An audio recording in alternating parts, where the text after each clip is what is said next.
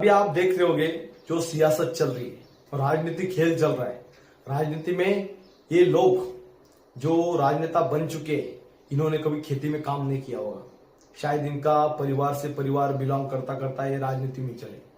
जैसे हमारे देश के प्रधानमंत्री चाय बेचते थे, चाय बेचते बेचते आज हमारे जवानों को ही मतलब आप समझिए, उसके बाद अभी जवानों के साथ कभी कभी चाय बेचने वाले आदमी चाय पीने भी चले जाते हैं जवानों के साथ। पर जवान जब न्याय के लिए जाता है तो इनको कोई आवाज नहीं उठाता, इसका आवाज दबा दिया जाता है। जवान को उल्टा और उसके परिवार को वहां से पुलिस थाने से पुलिस आती है और उसको हथकड़ी लगा के चली जाती है और पुलिस थाना में खड़ा कर देती है और उसके 2 साल के बच्चे को भी पुलिस थाना में डिटेन कर लिया जाता है। पर जब ऐसी कोई सियासत की बात आती है, लोगों में सहानुभूति लेना हो, लोगों में अपना नाम चमकाना हो, तो ये बड़े बड़े स्टेटमेंट देना शुरू कर देते हैं। जिस तरह हमारे वहां पे क्रांतिवीर, पुराने टाइम पे जो क्रांतिवीर थे जिन्होंने हमारे को आजादी दिलाई, पर आज जो आजादी दिलाई अगर वो जिंदा रहते तो शायद उनको इतना तकलीफ होती जितना मुझे हो रही है। इसी तरह जब छत्रपति शिवाजी महाराज जी ने इन्होंने देखा था कि गुलामगिरी में कितना शोषण होता था, कितना अत्याचार होता था, मासूमों की लोगों की क्रूर तरीके से हत्या कर दिया जाता था।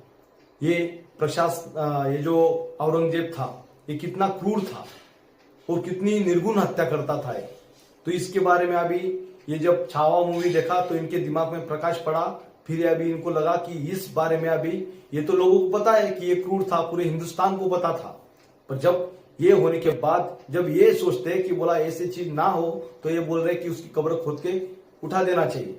जब कब्र खोदनी इतने दिन से के लिए, तो साथ में जो जवान यहाँ पे भीख मांग रहे, जो लगातार किसान आंदोलन कर रहे, किसान लोग इधर उधर घूम रहे बेचारे, दर दर के ठोकरे खा रहे, जो गरीब आदमी वो गरीबी होता जा रहा है, जो अमीर वो अमीरी होता जा रहा है। कई लोग तो हम जवान भी भीख मांग रहे हैं, अभी तो अपने ही देश का सैनिक भीख मांग रहा है, 6 महीने से लगातार भीख मांग रहा है। जहां स्वतंत्र भारत है, स्वतंत्र में तो सभी को पता होता है कि क्या हो रहा है। जब हम गुलाम थे तब तो हमारे आवाज दबा दिया जाता था। कम से कम अभी स्वतंत्र भारत है, अभी तो आवाज उठा दो हमारा। पर मीडिया भी हमारी आवाज नहीं उठाती, मीडिया देखने के बाद भी अनदेखा कर देती है, क्योंकि इन्होंने ये सोच रहे कि जब हमारा भारत स्वतंत्र हो गया तो अभी ये गुलाम हो जाए। नेता लोग चाहते हैं कि गुलाम हो जाए। जब ये बोलते हैं गुलाम हो जाए, फिर बाद में लोगों को बोलते हैं कि हम अच्छा नेता है, फिर बाहर बात दिखाने के लिए लोगों को बताते हैं कि इसकी कब्र उठा के फेंक देना चाहिए, इस नेता ने ऐसे बोला, उस नेता ने ऐसे बोला। मैं तो बोलता हूं भाई, जब जवानों को ही आप न्याय नहीं दे सकते, जवानों का शोषण नहीं रोक सकते, 15 लाख जवानों का दर्द आप नहीं मिटा सकते हो, तो साथ में आपकी भी कब्र खोद दीजिए और जाइए उसके साथ ऊपर। उसको 300 साल हो गए मरे हुए, पर अभी हम तो अभी जिंदा है, हमें क्यों मूर्ख बना रहे हो? हमें को तो न्याय दिला दो।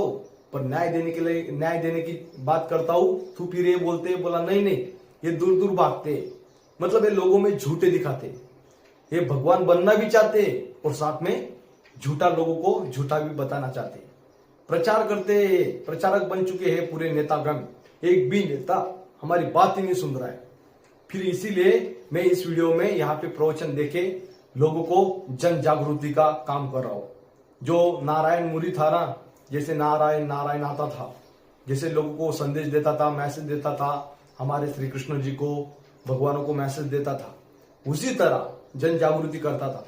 उसी तरह है सैनिक चंदू चौहान, हमारे 15 लाख जवानों को जिसमें यहाँ पे ढकल दिया गया है, उसकी आवाज उठाने के लिए मैं जन जागृति कर रहा हूं इन नेताओं की, क्योंकि नेता हमारी आवाज नहीं बनना चाह रहा है।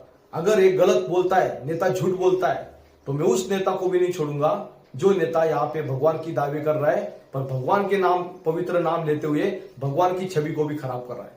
भगवान के नाम पे जो नाम ले रहा है, मैं भगवान हूं करके उस तरह से, और लोगों में अपना झूठे आश्वासन देके बातें कर रहा है, तो मैं जो भगवान का नाम गलत यूज कर रहा है उसको भी नहीं छोड़ूंगा। इसीलिए अभी ये यहाँ पे वीडियो के माध्यम से आपको इतना ही कहूंगा कि जो कब्र खोदने जा रही है औरंगजेब की, वो तो चला गया ऊपर ही, अभी खोद के क्या करोगे? खोदने के बाद उधर क्या मिलेगा? उससे अच्छा तो पहले ही खोद देना था, 10 साल पहले। खोदना है तो अच्छी बात है, खोद भी दो, पर साथ में जो गद्दार नेता है उनकी भी कब्र खोद दो, उनको भी जाने दो, ताकि और इधर देश में बोझ कम हो जाएगा। हमारा देश जल्दी से, अभी जो गुलाम हो रहा है उसको आजाद रहने दो। महाराज, आप गुलाम क्यों कर रहे हो? इसीलिए कब्र जो औरंगजेब की खोदना चाहते हो तो उसके साथ आप भी खोद ही लीजिए, अपनी जो गद्दार नेता हो गए वो भी खोद लो। इसीलिए अगर आप जवानों को न्याय नहीं दे सकते तो ये करना ही पड़ेगा आपको हाथ जोड़ के विनंती कर रहा हूं मैंने अपने देश के लिए 3 महीना 21 दिन की जो यातना सही थी, एक एक मिनट एक एक सेकंड मैंने जो पाकिस्तान की यातना दर यातना खाई है, वो दर्द कह रहा है आपसे विनंती करके। मेरे 2 साल के बच्चे को मैं जवाब नहीं देता हूं पाकिस्तान में मैं किस लिए गया था। इसीलिए पीओडब्ल्यू युद्धबंदी सैनिक आपसे दिल से रिक्वेस्ट कर रहा है। जय हिंद, वंदे मातरम।